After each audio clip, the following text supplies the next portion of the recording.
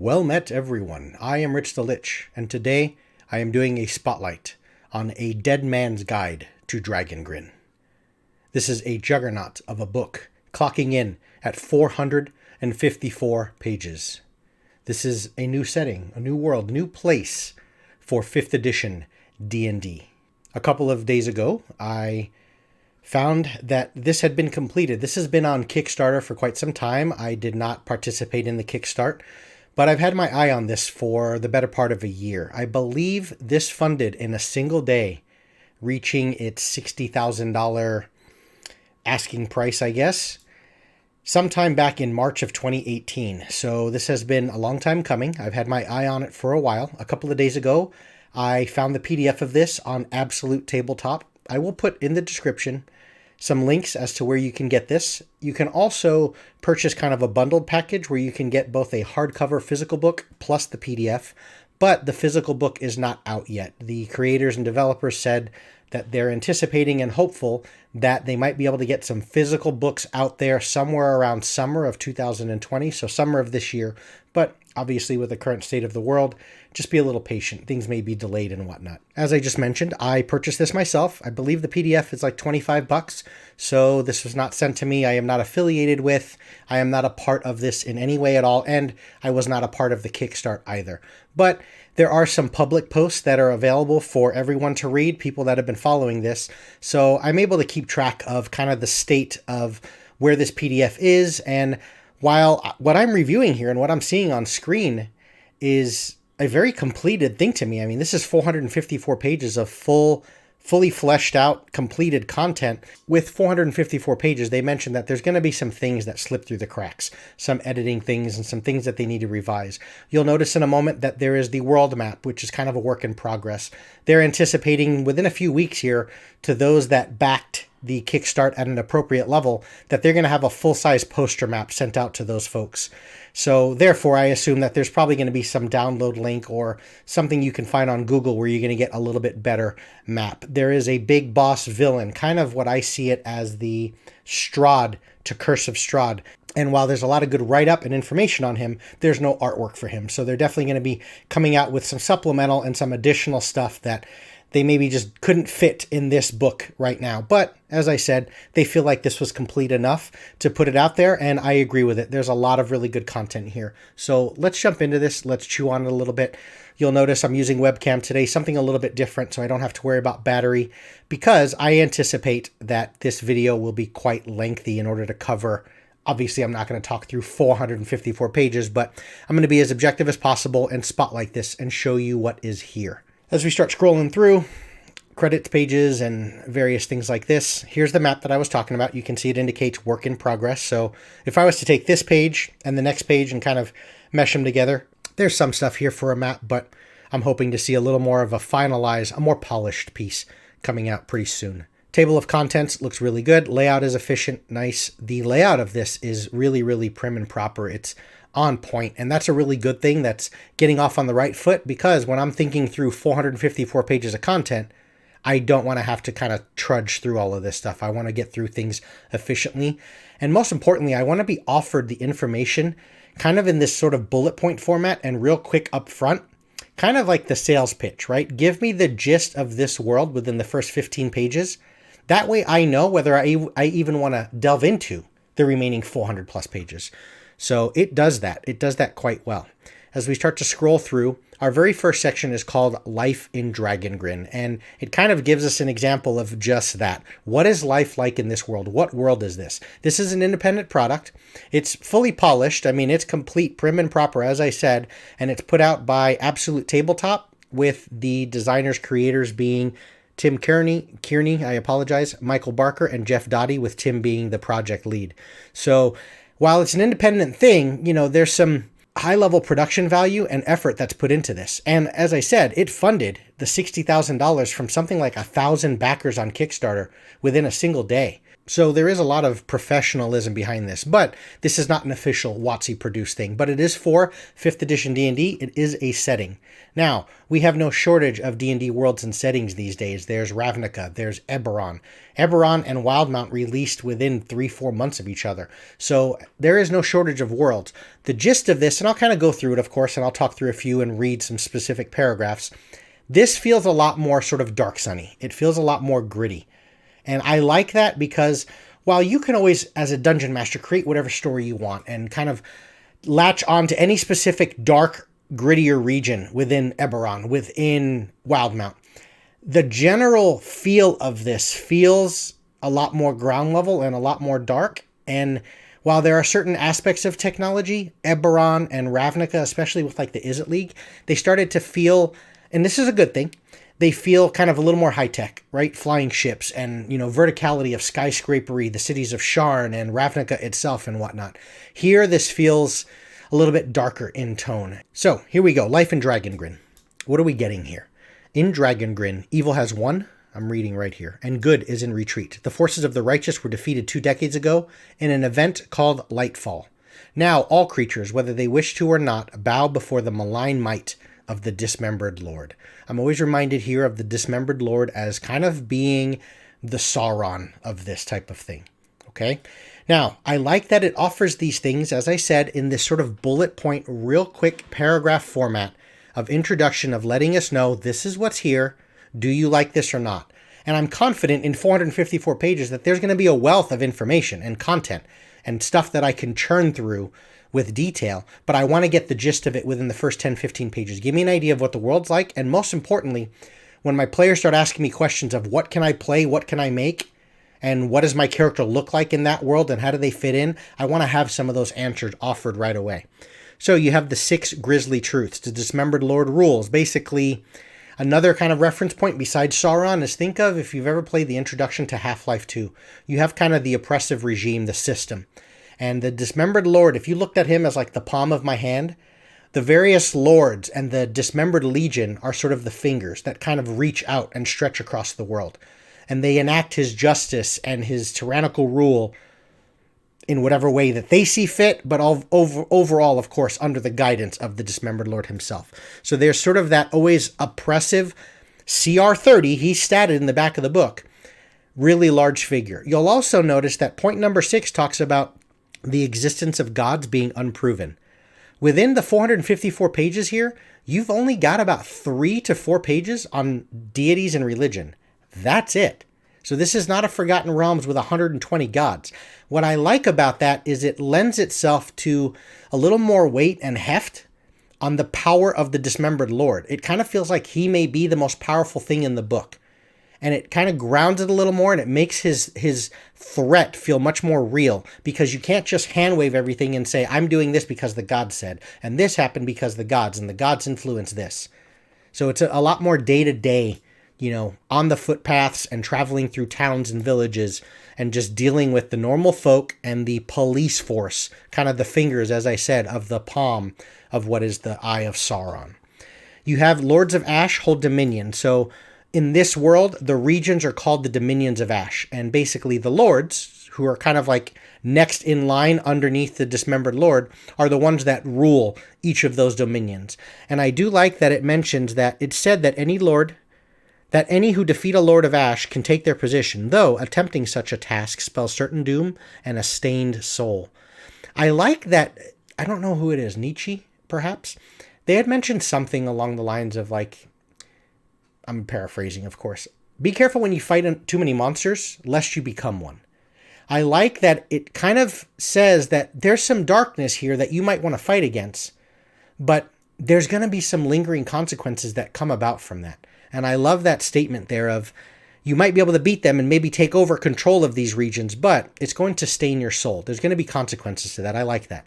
It talks about the Bleak, which is basically kind of like leyline energy. It's the essence of where arcane magic comes from. Dragongrin is the graveyard of the dragons. I love this. That's where the title of the book comes from. You have these ancient dragons that have died, and non-mortal, so godly hands, if you will, have made these sort of mazes, these labyrinths, that are kind of the final resting place, the tombs for these ancient dragons that died long ago. And because you have the essence of the dragon sort of rotting within these tombs, it's created, as it says here, they are believed to spawn infernal creatures, grow and creep naturally beneath the landscape, and embody the personality and type of dragons they protect. So you have these kind of maze-like dragon grins, these sort of burial grounds for dragons throughout the world. And to me, this just screams of adventure and kind of a little bit of Underdark and dungeon delving and things of that nature. So really cool. It talks about the Age of Annihilation scarring the landscape. Basically, it's the idea that when you have Titans and Primordials and kind of the real big stuff from long ago we're fighting, you're causing more damage than just broken glass and broken tables. So it's affected the world itself. And finally, as I kind of mentioned before, there's not a whole lot on religion and gods here. It does say, this last sentence is really cool, no matter what one believes, there are holy warriors in the realm irrefutably drawing their power from something. But religion is a little more glossed over. It's not so set in stone. People can't believe it. But it also indicates to the reader, to the dungeon master and the players, that you're free to kind of work with your domains and your clerics and your paladins and your faiths kind of as they fit within your world. There's no real hard, fast, set in stone, this is what the god says and this is how it works. So that's a nice touch. And like I said, I think something like that, kind of a little bit lesser of a pantheon, it kind of feels Dark Sunish, like I said. It makes the world feel more ground level and a little bit lower level, which makes the powerful things such as the Dismembered Lord and his legions and forces feel a little bit beyond you. And it's this constant, ever-present threat. Here you have, the realm of Dragongrin is deadly and heroes are not likely to survive. There are myriad shadowy dangers that lurk in every corner of the realm, and it is very likely that if any attempt to fight the will of the Dismembered Lord or his legions, they will be punished quickly and severely. Some have tried to spark rebellions and have even had some measure of success, but all would eventually become another cautionary tale, illustrating how mercilessly the hand of the sovereign crushes those who disobey his will. It is possible to survive in Dragongrin, though it is never simple, and hope, joy, and peace are all but non-existent. I talked about earlier how the layout and everything is so efficient, which is a beautiful thing, given that we have so much content here. The other thing I like is it's immediately identifiable as to these boxes. This is kind of like the creator, the writer, talking to you as the person. So we're not talking in-game speak here. These are sort of DM tips and places to go. And I like this little box right here, handling dark themes. Dragongrin is markedly more evil and brutal than some other campaign settings. And that was sort of my selling point in the very beginning of why this was enticing to me, especially now among the plethora of world options we have. That very statement, more evil and brutal than some other campaign settings, that feels different than Wildmount. That feels different than Tal'Dorei. It feels different than Eberron. It feels different than Ravnica, and so on. A Dead Man's Guide to Dragongrin is not meant to be sadistic or celebrate evil. It's intended to celebrate goodness and light overcoming evil. We recommend explicitly and intentionally deciding what content is suitable for your game and offer some tools to do so in the Darkness of Dragongrin section on page 361. It also mentions that in Dragongrin, the word hero has a markedly different meaning to most commoners. To most, it's a derogatory word used to describe anyone who is foolish enough to break the rules. What I like with that is it kind of prompts some adventure hooks and some ideas of maybe some folk might turn away the would-be heroes, the player characters of the world.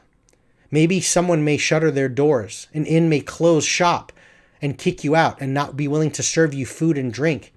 Because even though internally everyone wants to fight against the oppression, and they want to fight against the evil and the darkness, it's kind of like the idea of keep your mouth shut. Otherwise, they're not only going to cut out your tongue, they're going to cut out mine as well. So you don't want to sort of harbor criminals or those that are opposing the system. You don't want to attract that kind of attention. That's the overall feel. I like that a lot. It has these sections where it always talks about know this to survive. And this is throughout the entire book.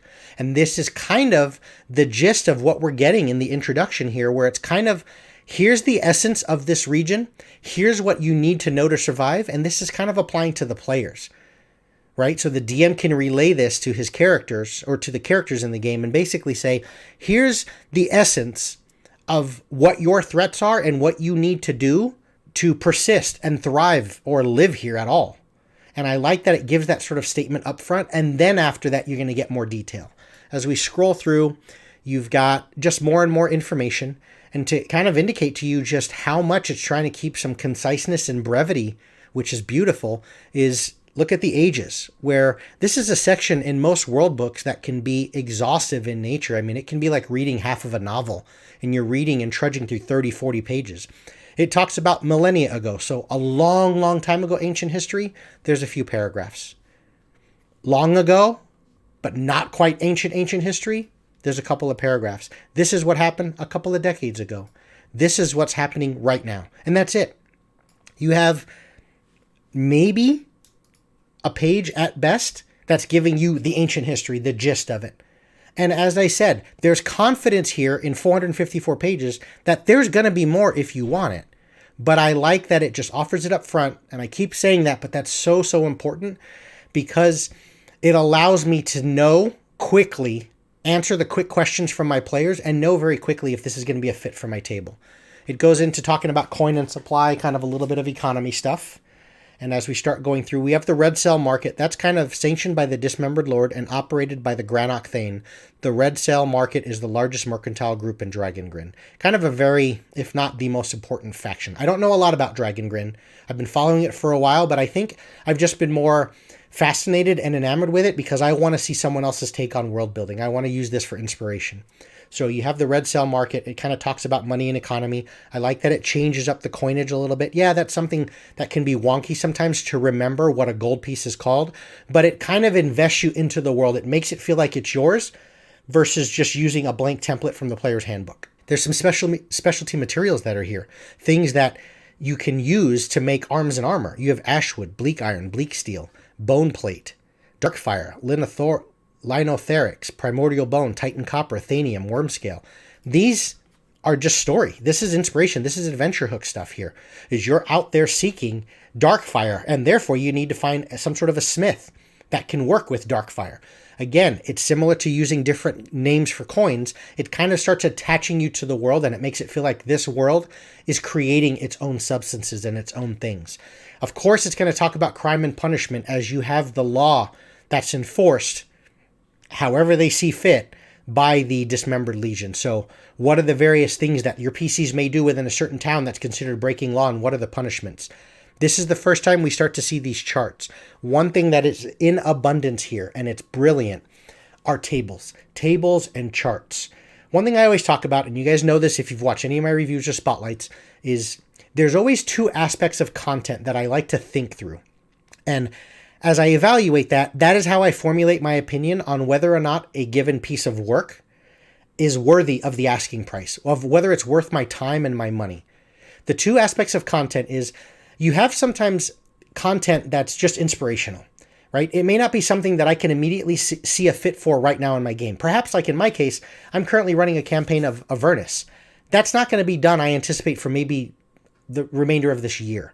So even if I wanted to use this world, I'm going to wait till that's done. So this is not immediately usable right now. But there may be something here that allows me to finish some thoughts and help me wrangle through some ideas in my current Avernus campaign. Therefore, this is providing inspiration. And as I said, why I was excited about keeping my eye on this is it may also just provide larger scale inspiration of inspiring me to go out there and make my own world setting. Okay, so that's one aspect of content is inspiration.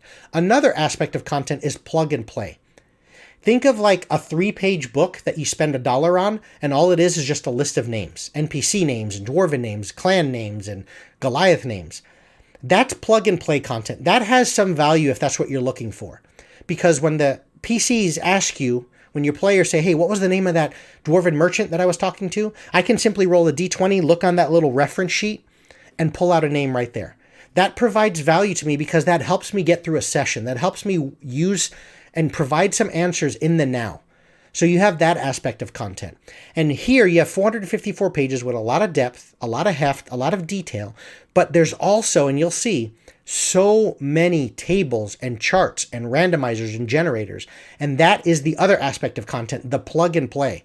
So in essence, this is offering us content in both ways. If it's the sort of fit that you want of this a little bit grim, darker feel, the delivery and the writing style is top notch. So here you have some tables for crimes and punishments. If you just want to get an idea of what might be the consequences, all the way up to exile and execution, you can just simply roll the d12 there. It gives you a little bit of information on the calendar. You have maybe a page at best. So When you are looking at the calendar, it's just real quick. It's kind of just giving you what the seasons are, what the months are. That's it. It's not going into many, many pages and a full chapter on cosmology and whatnot. Okay, again, you have a bunch of charts and tables and things you can roll on. It has a full page on magic, kind of the essence of the Bleak is what it's called. There's an entire section at the back of the book where you can start looking into some actual like adventure hooks, stories, and campaign that's set within the Bleak. Kind of they call things like bleak storms. So you've seen this a lot of times before. It kind of reminds me of like, the abundance of like wild magic or ley line energy, too much chaotic energy in one place. So this has one solid page on explaining a little bit about divine magic, maybe where it might be coming from, and maybe some other sources of magical power.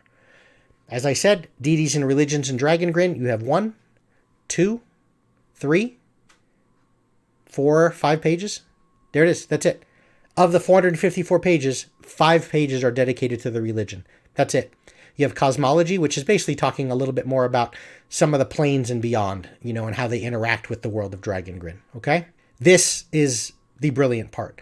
You will notice on page 8 is where the Life in Dragongrin started. And that went from page 8 to page 23. That's it. 8 to 24. Character creation begins on page 25. I'm still on page 163, and we're still talking about character creation stuff. So we have like 140 pages on character creation, whereas we only have 20 pages on basically introduction to the world and the history. That is brilliant, because at its core, every setting, every world needs to delve in deep and answer the questions of what do players look like in this world and what can the PCs at your table play? How do they interact with it? That inherently makes the world feel like it's about them. So I'm not just going on a tirade of 200 pages of history and the origins and how it all began, because you know what? At the end of the day, 10,000 years ago has no relevance in my 6-hour session tomorrow night. It doesn't do any good to help my players figure out what their place is within the world. So very, very well done. So what you have is you have heritage, culture, background, and class. Okay, so let's read a few things here. Character focus. The heritage, culture, background, class, and character depth sections included in this book provide copious inspirational options and role tables. Think of the options in each setting as ingredients in a recipe. Each adds flavor, but add too many and the flavors might be difficult to distinguish. Choose as many or as few options as you'd like while building your character. As soon as you have your picture of what your character is and their mannerisms, you likely have enough to go on, and you should leave some blank spaces to discover at the game table. I like that because it's kind of through gameplay and how your player interacts with the world and how the world responds to the actions of your PCs that really shape what your character becomes, okay? The way it does this is it uses heritage. Your heritage is your ancestry, the blood running through your veins. Your heritage grants you increases to ability scores as well as traits unique to your race. So let's just treat right here. Combining heritage and culture yields a character similar in mechanics and balance to a standard 5e race and subrace.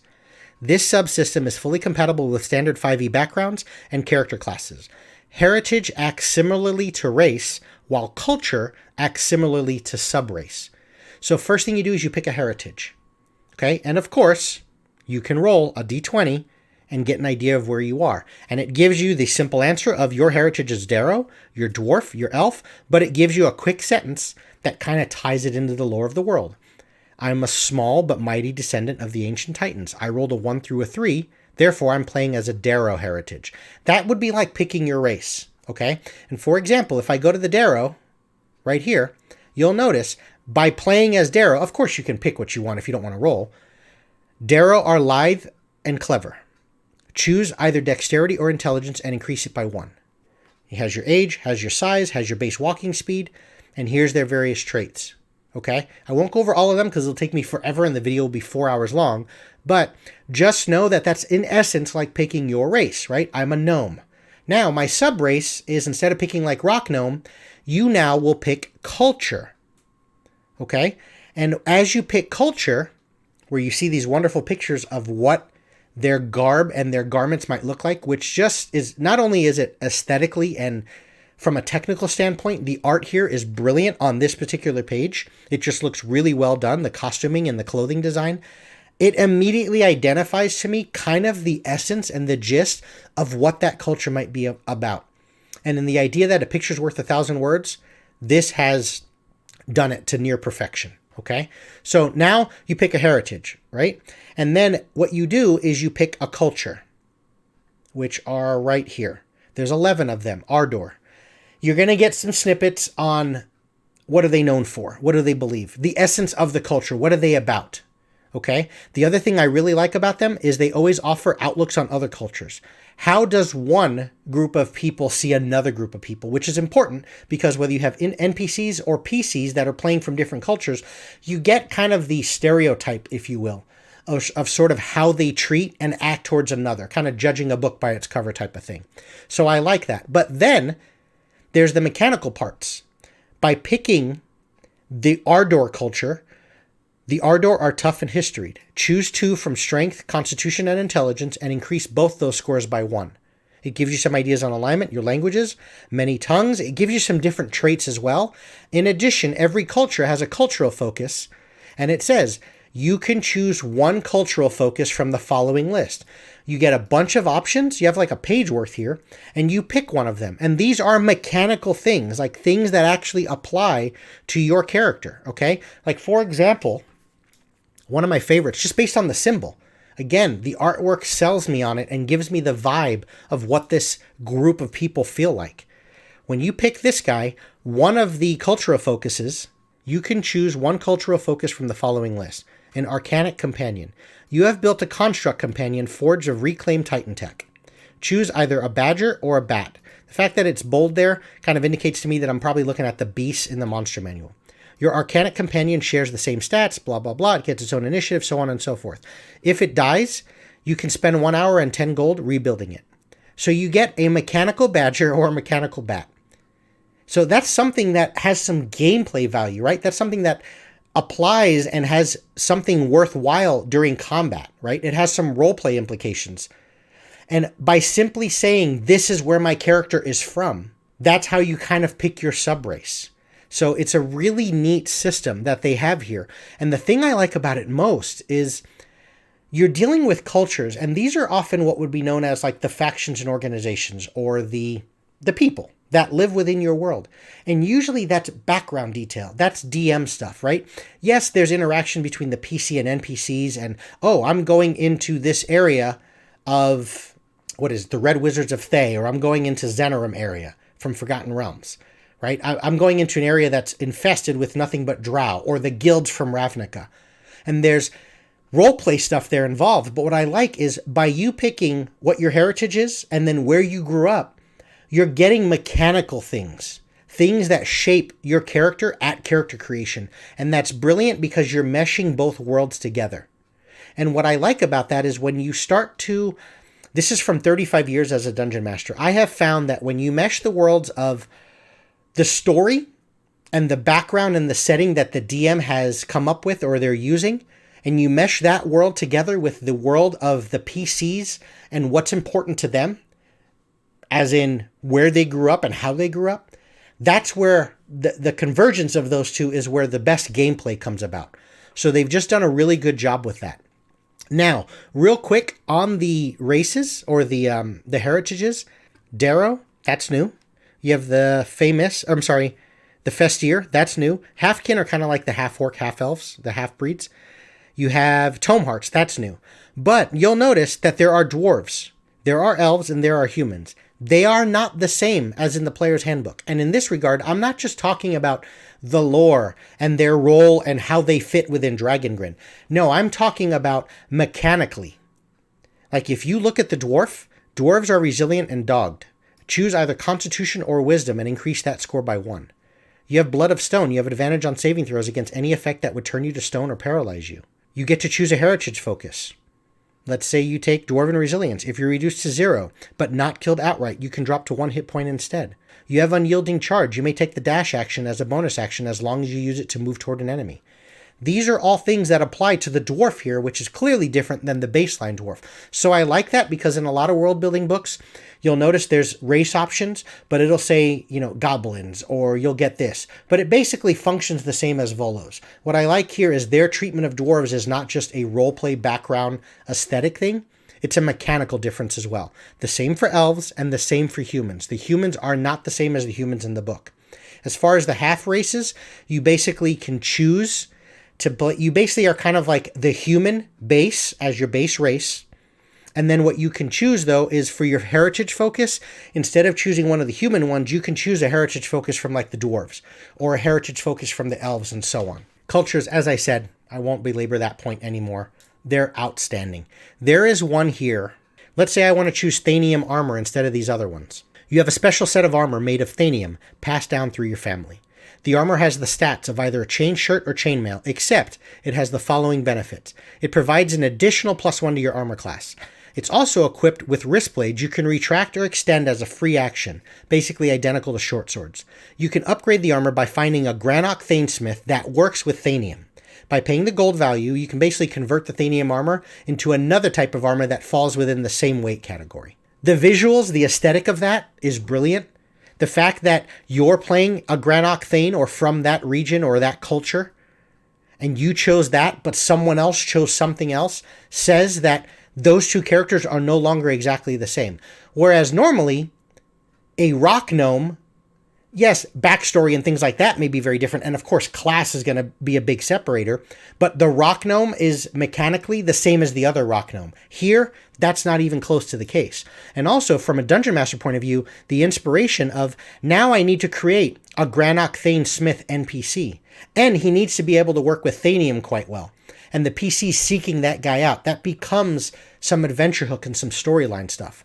So it's just really, really well done. And that is how you pick basically your race and subrace in this game. Next, we have backgrounds. There are, I think, 29 new backgrounds. There's so much lore and story and detail here with them. There's a lot of depth here within the backgrounds. And the fact that you have about 30 of them, as I said in the very beginning of this section, you're looking at like 140 pages of character creation. You should be, for both a brand new player and a veteran player, completely excited to make a character in this world for this setting. And I like that when there's so many, it's not like it's offering me 3 new backgrounds. Therefore, if I really want a good list of them, I'm going to use the stuff in Sword Coast Adventurer's Guide and Player's Handbook, and then I'll take a couple of the ones from here. You can pretty much dismiss everything that currently exists and just use the 30 that are here, because you know that it's grounded and more applicable to the story and detail of this world. Classes, it uses the base 12, okay? But, of course, you've got a good amount of information, lore, story-wise, looking at ideas on how barbarians fit within each of the cultures. It ties these classes in, and it gives you charts you can roll on. If you play a barbarian, these are things that it could have easily glossed over and said, the 12 classes are the same as they are in the PHP. And that's one little section on one page and that's it. But no, even though it doesn't seem to have mechanical things to offer for the base class itself, it offers charts and a bunch of interactable things that you can roll on and click on and buttons you can push to allow your barbarian to stand out from other barbarians within this world. How you manifest fury, right? The idea of like rage. A berserker's rage manifests in many ways. You can roll below or choose. You seem to grow in size. You engage in brutal but graceful primal dance of rage and power. Your body contorts and twists into an unnatural posture. You know how many times a DM is getting kind of a more shy player or someone that's a newer player to say, okay, what does it look like when you rage? Give me a little more role play, right? Versus just saying, my barbarian rages. That's one beautiful thing with like Critical Role, right? Grog and whatnot, and you see it. He doesn't have to say I raged. Everyone at the table knows, whoa, I'm guessing he just raged. This offers some input for you. It gives you some fuel that you can just roll the D20 to give, and maybe do it differently each time. You manifest differently, but it gives you some stuff you can springboard off of. That's showing you the amount of detail and effort they put in for an otherwise baseline class that's already sort of presented in the player's handbook. Okay? So you have this for all of the classes, this same treatment. But there's a wealth of new subclasses here, which is kind of the essence of the classes, right? Because that's what separates. An assassin is a very different rogue than an arcane trickster. So for barbarians, and I can't go over all of them, you have the Path of the Unbound, and you have the Path of the Mauler. Okay? For the bard, you have the College of the Blood Page and the College of the Demagogue. For clerics, your two new domains are the Sovereign Domain, which is kind of like following in the footsteps of the Dismembered Lord himself, and you have the Grey Domain. I think that was right. I may be wrong on that part, because there's a warlock that definitely uses the Sovereign, the Dismembered Lord, as his patron. Okay, that might have been what I'm mixing that up with. The Druid, you can play as a Circle of the Grin. Basically, you operate and you thrive within those graveyards of the dragons in this world, which is just really, really cool.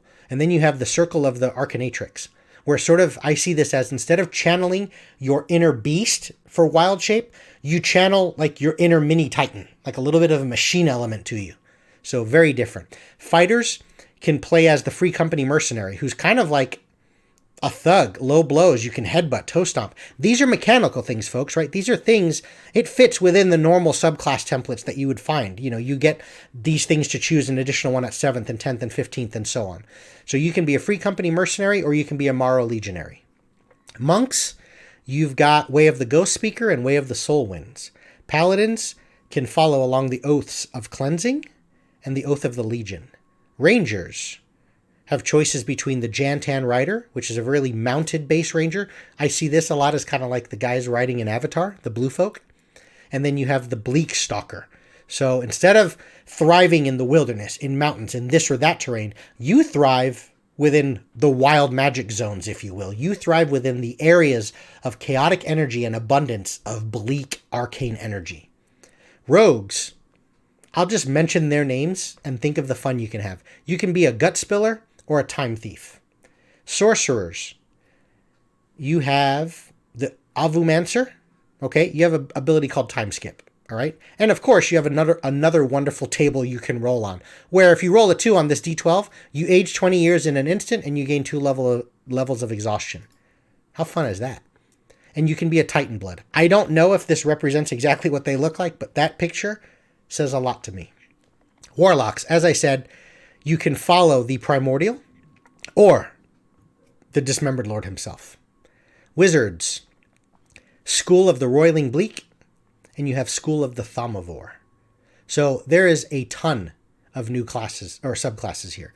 You've got, I think, 6 new feats. You've got some new spells. I think you have like 2 or 3 cantrips. You have 2 first level spells, you have 2 new second level spells, 2 new third level spells, and then you have 1 of each of a 4th, 5th, 6th, 7th, 8th, and 9th level spell. Okay?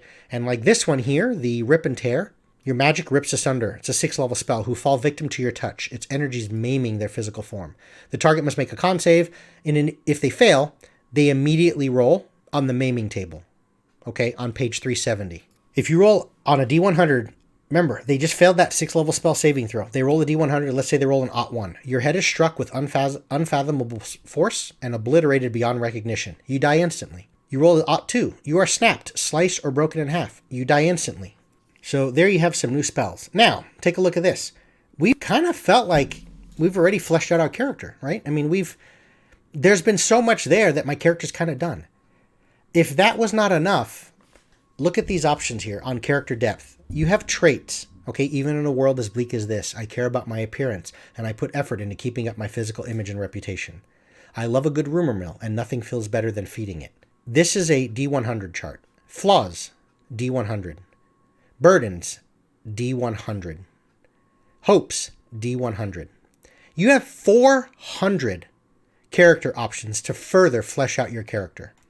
You now have physical things, trinkets, mementos.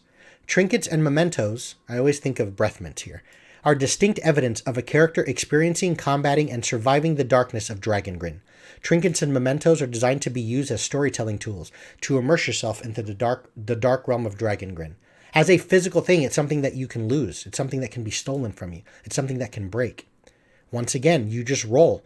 These are so interesting. They seem insignificant, but the story that your PC and your player may attach to this, the story you may come up with as a dungeon master as to how you have this, and now that it's lost or gone, something like this can be enough of a catalyst of you lost that specific trinket or memento in one of the Dragongrins, and that is why you now scour the lands searching for those places to find that little key, that jar of golden sandsteel, whatever that means.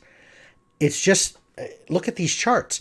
Now you're looking at cultural. So if you want to attach these trinkets, there is a D10 rolling chart for every single, all of the 11 cultures.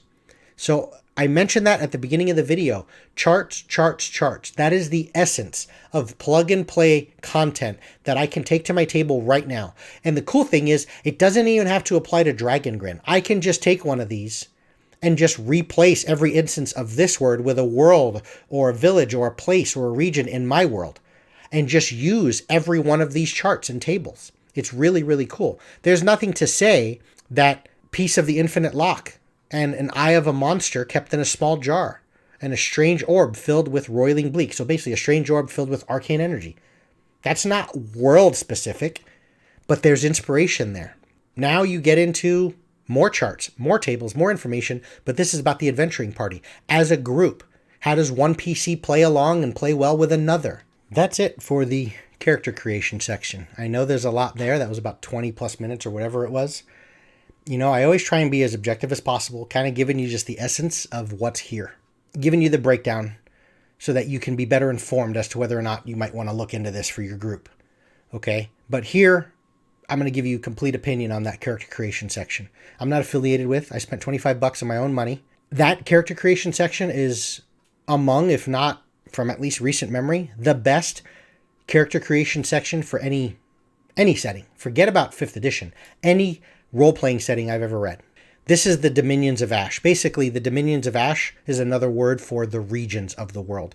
You get this information getting started, and then it always gives information for, here's some important things about this region for the players. Here's some information for the game masters. I love that separation because it kind of shows very quickly for the player, stop reading right here. Game master, here's the behind the scenes bits that you need to know versus what the players should know or want to know. And then it gets into the detail. Following suit, following that same flow and writing style that's just really elegant and concise of offering information up front, the gist of it real quick, and allowing me to decide for myself if I want to invest further. If there's not something I like within players or game masters, within that, I don't need to read the in-depth part on that region. Perhaps another region might be a better fit for the game and the story I'm trying to run for this campaign. So I love that presentation. And you just continue to go through and it gives you all this information, charts once again. And I mean, you've got some symbols and things like that. One thing I will make, I've obviously talked extremely highly of this whole thing to this point. In spots, there's some good artwork, but for 454 pages, there's not a ton of artwork. When it comes to just the pretty visuals, the official stuff blows away what's in here, right? So you're not going to get tons and tons of artwork and things like this. One thing that is awesome, again, you have all these charts and tables for every one of these regions. I think this is one of the maps they are working on. Clearly, this looks unfinished. But I'm assuming, and it was mentioned, because like I said, I'm not one of the Kickstarters, but I did look on the forums, and they mentioned very quickly, within like the next 3 weeks, we're going to be amending this and changing it. And basically, I'm assuming I'm going to get, as a purchaser, I'm going to get some sort of download link of, if this is 1.2, I'm going to get 1.3. And that's perhaps why they're not releasing the physical book till like the summer, hopefully, depending on obviously the state of the world and how things go, because you can't quickly, they're not going to send out 10 pages of stuff they forgot to put in and tell you to glue that into the binding of your book, right? So there's some things that are a little bit unfinished, and this is one of the maps. But one thing I like about the region information is not only does it offer you kind of quick, concise paragraphs, and then it gives you further information to delve into. It gives you a wealth of charts and randomization things. These things are brilliant because they allow me to pull things on the fly, and they also help me decide something when I can't otherwise make a decision on my own. I'll just roll the D10, and whatever it gives me, that's what I'm going to run with. That's the story I have to come up with. It has these things called the crux, which is kind of like, the word in and of itself. It's the core idea and event and story. These are almost like mini modules and adventures that you can begin with that have this effect, right? I'll read this to you really quick. Cruxes are tools that provide the modular pieces needed to run a specific scenario. Their concept and themes are clearly stated, highlighting the nature of the Dominion of Ash and of the details are specific to the story they set out to tell.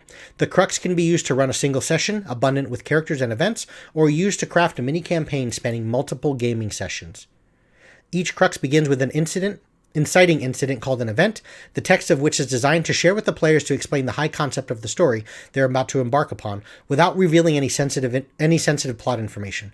The event text is designed to get players excited about the story of the Crux and its conflict. Every one of the regions have this, and it almost feels like mini adventures. I know one thing that was really well done in the Wildmount stuff, and Matt Mercer did that also in the Tal'Dorei book as well, or whoever was involved with writing that. They always offer, okay, you're in this region, here's some adventure hooks, here's some stories, here's some things that you can bring to your table right now. And you'll notice the Eye and the Sea, the people involved, the Nameless Woman, various NPCs. Charts, more charts and tables. Here's another Crux called Call of the Void, event. What is it that the players see? What do they interact with? Here's the notable people, the locations, the things that are of interest and importance to kind of start running this as an adventure or a larger story. Here's another one called Ever-Growing Shadows. You'll notice that there's multiple for one region, and it follows that same treatment through all the dominions of Ash, or all the different regions. So really cool. I love this little snippet. As was occurred in the beginning, know this to survive. Give me the essence of this place, of whether we even should be here right now based on our level and our capability and so on. There's a map there. I think this one's kind of done, but as I said, I think they're kind of reworking through a lot of the visual elements. They did say they want to add a lot more artwork, and they're going to clean up or finish some maps. After the region information, or the Dominions of Ash, the next section is called the Darkness of Dragongrin.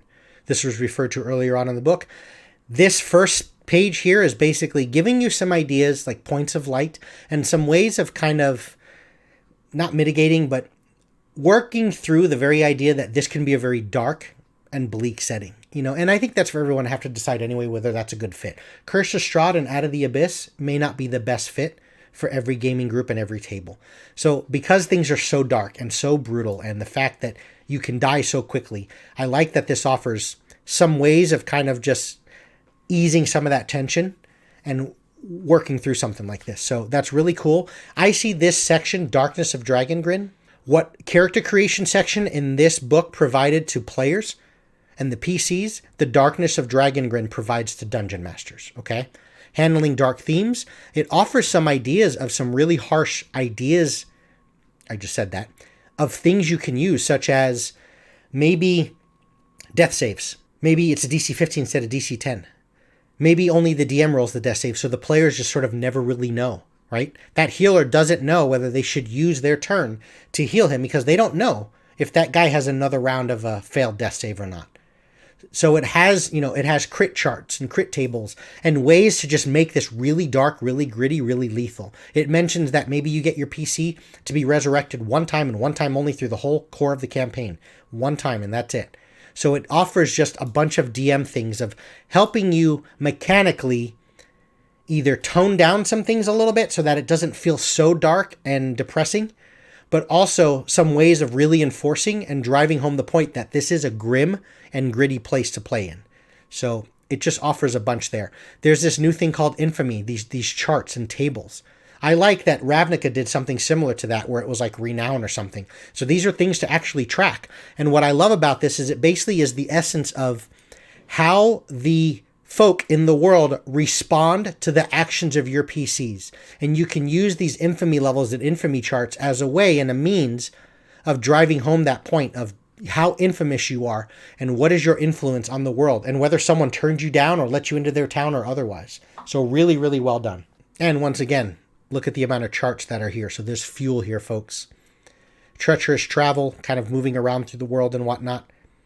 You think that it's just kind of a snippet, one page of just, okay, there's some quick paragraphs, but here we go with plug and play again. Tables, charts, things I can roll on. Brutal Champions are kind of like the thematic optional rules and narrative elements to use. So that's the one where I was talking about. You have like a new condition called Battered. It talks about the deadly critical hits, and critical charts and fumble rules and things like this. And death saves are changed in this and so on. It's now a DC 15 instead of DC 10. So that's what Brutal Champions is this is the section specifically within kind of the Darkness of Dragongrin that kind of helps you wrangle in the lethality of this world. Here's these charts. This maiming chart, remember I referred to that with that 6th level spell. I mean, there's some fun to be had in this. It can be a little dark and gruesome, so be careful of your descriptions here and read through it ahead of time, but it definitely adds a layer of, it ups the whole lingering injury thing in the DMG up tenfold. Resurrection, it mentions this place called your soul being in a place called the Wailing Grey. It doesn't just say, yes, resurrection's possible, high-level magic can get you back from the dead, so on and so forth. No, it gives you almost this little mini-game with all these charts of what happens when you're resurrected. Cool bits of information that you might be able to actually come up with some cool story with. Glimmer and Doom, that's the other thing where I talked about the art kind of leaves something to be desired compared to official stuff. You're not going to find a lot of magic items here. It mentions that in a dark world, kind of the essence of, you're not going to find a lot of shiny things, okay? So you're not going to find, if you're looking for magic item lists, you will not really find that here, okay? What you have is a lot of stories, a lot of detail, a lot of charts you can roll on as to whatever magic items you do reward to your players, which you need to kind of look elsewhere for what actual, the actual stat blocks and the charts of what a ring does and whatnot. You need to go elsewhere for that stuff. You're not going to find it here. But when you give that to players, it just offers charts and date and tables and background and detail as to what that means in this world. It mentions that magic items are very rare, they're very hard to find, and you basically can't ever buy them, okay? It's kind of Dark Sun-ish in that regard, where you're just happy to have a bone weapon, let alone some magical sword and whatnot. You have some optional rules for more story and narrative stuff. And then there's an entire section on the Bleak, kind of the essence of that. It's an important thing because it's kind of where arcane magic comes from. And in a world without a whole lot of faith and religion, for some people, it may believe that that's where sort of all magic comes from, divine or otherwise. But this just offers you charts, again, tables, and more gameplay where if you want to almost center your campaign or your adventure around the Bleak and those areas, because you're playing, your players are playing a lot of those Circle of Grin druids, or not the Circle of Grin, but I think it's the wizard or something like this, and the ranger that hunts in the Bleak. You can kind of go that route if you want to, which includes some important people and various monsters and whatnot that are attached to the Bleak and live and thrive within those things. You get some information on kind of the larger-than-life stuff, kind of the Titans and the Primordials and whatnot, and the Archans. There are interactions at low level here, but this feels a little more high gameplay stuff. It's kind of not quite street level, what I like to call it, from sort of Unknown Armies reference. But there are interactions here because you can kind of like excavate or find the remnants of these ancient Titans and Archans and Primordials, and using those tools and the various backgrounds, you might be able to get some pieces and some tech and some gear from them, which kind of fills the role of sort of magic items because it's unique specialty stuff. Okay, but that's kind of what this section is. And now we start getting into kind of the specifics of the Dismembered Legion. So these are the military, the soldiers, the people, or the monsters, if you will, the creatures that kind of enact the various tyrannical rule and punishment of the Dismembered Lord himself. You have the Morrow, which are kind of like their own military legion of forces, and you've got a ton, 14, something like that, different variants on the different types of Dismembered Legion that you may come about. And I like that because it gives a lot of distinction and separation and uniqueness to the various police, if you will, that you may find throughout the different regions of the world. Has Morrow generators. I mean, again, there's just so many charts and plug and play things. Okay, you have the Crucible, which is kind of like a combination of like Sauron's Eye and Cerebro from X-Men, Professor X, right? So it's kind of what this artifact level machine that the Dismembered Lord used in order to control and dominate the world. And there's sort of these gameplay events and kind of almost like a little mini story or module that you can use here if you want to center your adventures and your campaign around the Crucible for a little while. Last bits is we have sort of the monster Auturnum, which is basically the Bestiary. Similar to magic items, you will not find, it's kind of shallow on this point. There's not a lot of monsters here. There's the Morrow, which are kind of the police force, right? The endless ranks of the sovereign soldiers. But there's like 14 variants. So if you look at Orc or Ogre or anything in any official monster book, you're not going to see that many variants of one single monster type. So they've done that well in this regard, right? Is there's so many different variants with stat blocks and whatnot, and they're very different, how they function and so on and so forth. So they can be usable as kind of that constant, ever-present oppressive threat through many different tiers of gameplay, which is really cool. Okay, so you have the Morrow. I mean, there's a CR3 one, and then you have the Commander who's CR5 with the different guys at spell listing charts and stuff like this. So you have that, but beyond them, you have like 3 monsters. There's a CR30 guy here, which is like a primordial, basically. You have Zerkith, who's a gargantuan dragon, CR24. And then you have this thing. That's it. So it definitely leaves something to be desired. This is not a monster book. I don't think it needs to be. But when you look at Ravnica and the fact that there's like 60 new monsters in that, it would have been cool to have seen more new monsters and creatures and things to fight within this world beyond just the constant legionnaires and the soldiers of the Dismembered Lord. But you can always pull monsters from the monster manual, of course, as you would do in any other world setting. But that's definitely one of the, with the strength of everything else in here, the magic items and the bestiary are the weaker points of this entire book. And then the last bit is on the Dismembered Lord himself. There's a lot here. It mentions information and details if you want to just use him as sort of background information, as kind of a shadow that looms over the world, as Sauron was in the Fellowship of the Ring in the Two Towers. There's other threats attached to him and that are instructed or working under his rule, but you're not really going to deal with him himself, okay? But maybe he plays the role of like Strahd in Curse of Strahd, as I kind of alluded to and mentioned. Maybe he's kind of the villain that pokes at you if, by being a nuisance, meaning you have the potential of TPKing the group at all times, and then he rears his head later and he shows up later. And then when that's the case, it tells you, if you want to use him, there are some things here that you can do. And I mean, there's 11 pages, I think, on just this one entity, on the Dismembered Lord himself. And it kind of has almost these AI charts, or almost like, I think of it as like video game references where it's a boss fight and there's many stages and he has alternate forms. Like you fight him in human form and then he goes into monster form and here's some ways that you can play him. And it gives you these little tips and tidbits of tactics that he may use, as I said, you know what I mean? And just things to consider. And now you're fighting him in his inner sanctum in the spire, and then he goes into humanoid form, and then now there's like a roleplay opportunity, and then he goes into monstrous form. And then if you finally get rid of him, here's some aftermath and consequences. So there's an entire mini module and adventure and gameplay situation here that you can use if you want to go directly. You know, imagine your PC said, we're the Fellowship, and we're saying the hell with everything else, destroying the ring. We're just going to go seek out Sauron, and we're trying to kill him. That's all we want to do. That's kind of where you can go with this. And then at the end, they said they are bringing about an index, which I think is very necessary for 454 pages, but it's not there yet. But that's what you have. That was a long one, folks.